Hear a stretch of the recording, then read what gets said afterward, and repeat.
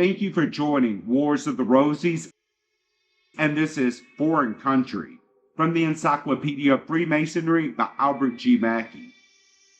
Foreign Country.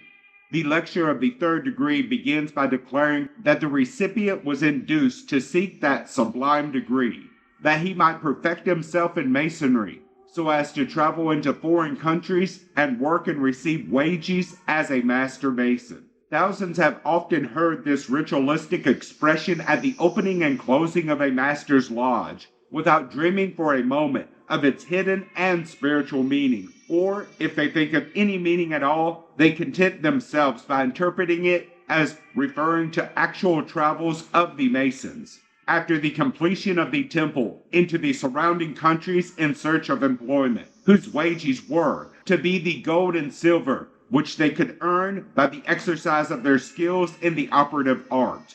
But the true symbolic meaning of the foreign country into which the Master Mason travels in search of wages is far different. The symbolism of this life terminates with the Master's degree. The completion of that degree is the lesson of death and the resurrection to a future life, where the true word, or divine truth, not given in this, is to be received as the reward of a life worthily spent in its search.